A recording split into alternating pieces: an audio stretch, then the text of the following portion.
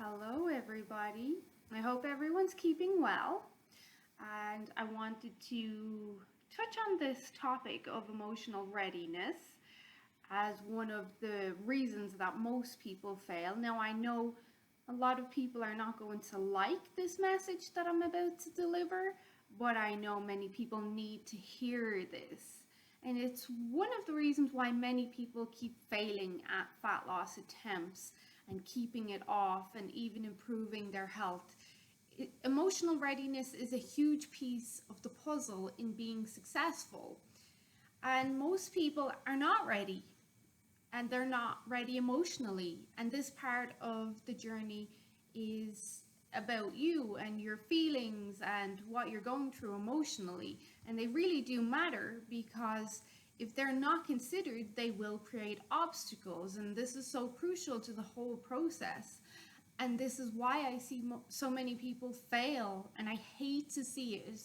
Ask anyone, I hate seeing people fail.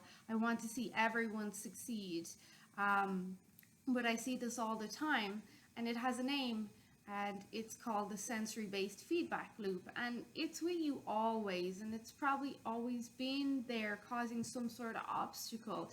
So when we have this awareness around our sensory based feedback loop or our emotional state, we have to be constantly asking ourselves, how are you feeling, and why are you feeling this way? And this is especially helpful when you have cravings, or if you feel emotional eating creep in.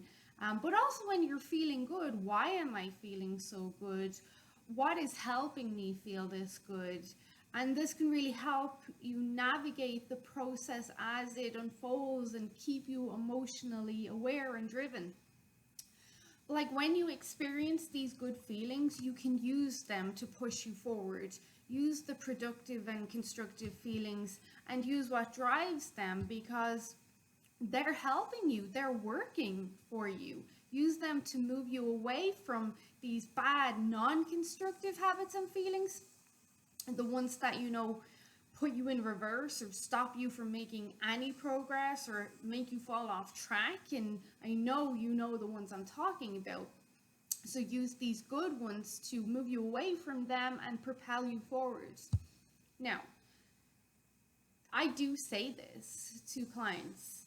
I do say this during consultations. I usually can tell who is ready and who is not ready when I'm talking to them. And many people will recall me saying, okay, on a scale of 1 to 10, how ready do you think you are? Because I really want people at a 10, especially if they're going to pay me.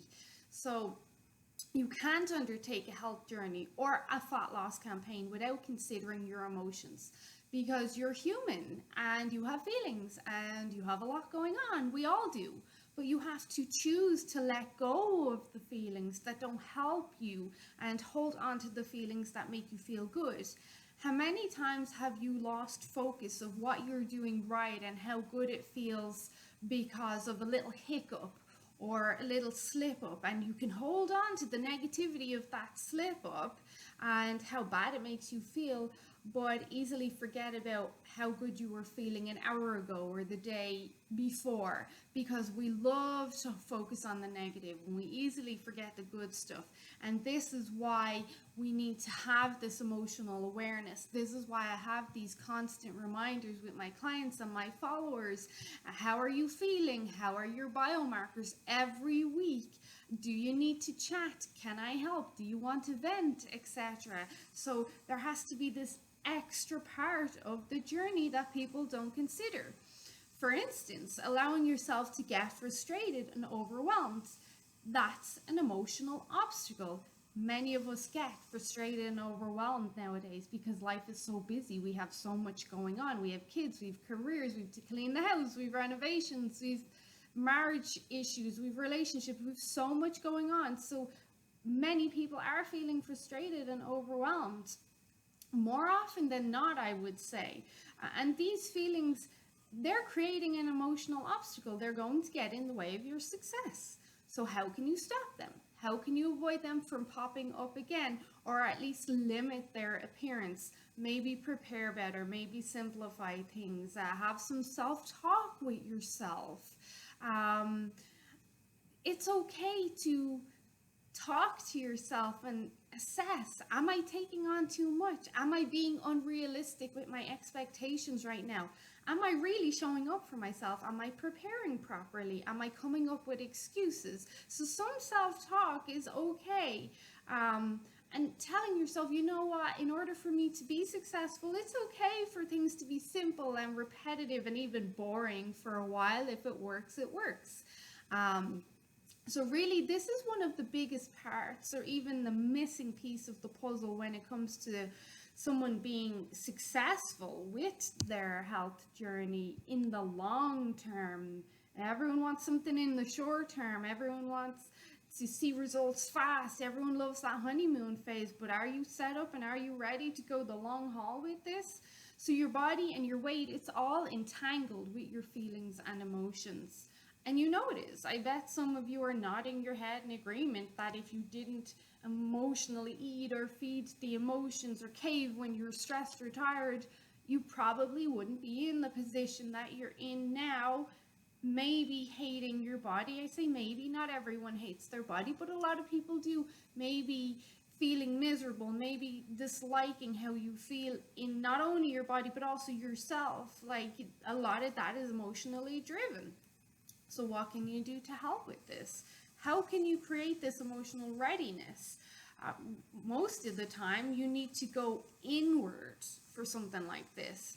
Sometimes it's helpful to talk it out for some people. Talk with a friend, with a family member, a teacher, a specialist, a coach, a psychologist, someone, even your partner. This is where one-to-one coaching and teaching can help, or working with someone who is very hands-on with their clients and you can see they're there to support them. A lot of the time it can be very helpful to talk to this person who's not a family member or a friend, but you feel safe with and trust that they won't judge you, and it's purely confident, of course, in what you're saying to each other. So that can be helpful. If these emotional obstacles come in cycles, then what are the triggers? How can we break the cycle? Are they stemming from childhood trauma that you never dealt with? Or is there a toxic person in your life that's causing these obstacles and emotions to pop up? Do you need to remove that person from your life, which is way easier said than done? Or do you need to sit down and address the problem with them? And then think about these feelings, which we mostly experience every day nowadays, I would say, but fatigue, stress, anxiety, irritation, anger, burnout. If you're experiencing any of these emotions, then maybe hit the pause button, slow down, rewind, examine what caused them, then restart. If you are burnt out or even struggling with any of the others, which I'm sure you are, then just pause. If you're struggling, pause, reflect, then restart with the lowest hanging fruit. Practice some self-care, but the key word there is you restart ASAP. One of the traits of successful people is that when they fall down, they don't stay down. They get back up and they restart as soon as possible. Some people, that's not starting the next day. That's starting the next meal. That's starting right now. Go for a walk. But you do not quit. You reinforce the good habits and feelings and you let go of the bad. This is where exercise can come in too, because a strong body leads to a strong mind. That's why earlier I said most of the time we go inward, but exercise is an outward therapy that affects the inward in a positive way. Exercise is an amazing tool. This is emotional fitness, which drives emotional readiness, which helps with emotional balance. Once balance is acquired and you're off that roller coaster, then you can move past that honeymoon period and really commit to consistency and showing up for yourself and being more disciplined and making stronger decisions and choices for yourself in the long term, not the honeymoon term. So you need to address the emotional readiness. We all do, all of us, myself included. Nobody's exempt. so that we can carry out our plan for as long as it takes.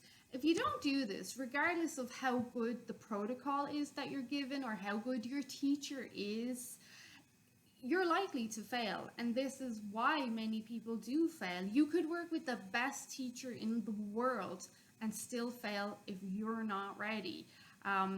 You could get the best information ever, but it's you that has to stick with it. It's you that has to do it. It generally, I'm going to say, it's rare it's the teacher's fault. It's generally on you, and I think most people know this, but it's very uncomfortable to hear. It's even uncomfortable to say to people. But in all my years of teaching and working with people, I see the difference in those who are successful, who arrive at their goal and maintain that, compared to those who don't, is they're generally emotionally ready. And some people might call that headstrong or mentally prepared, but it comes down to your emotional state. You can't just focus on the desired end results and hope that's enough to keep you motivated to take you from where you are now to where you would like to be. You have to be emotionally ready to make the changes and be consistent, even when life challenges you or throws you curveballs, because it definitely will. So I hope you'll reflect on this. I hope you'll take some of this to heart. I hope you'll watch this video again before you hire anyone or sign up to any program, because if you're not emotionally ready, not only are you wasting your time, you're wasting the teacher's time, but you're also wasting your money, and that's not fair to anybody. Okay, have a great day, everyone.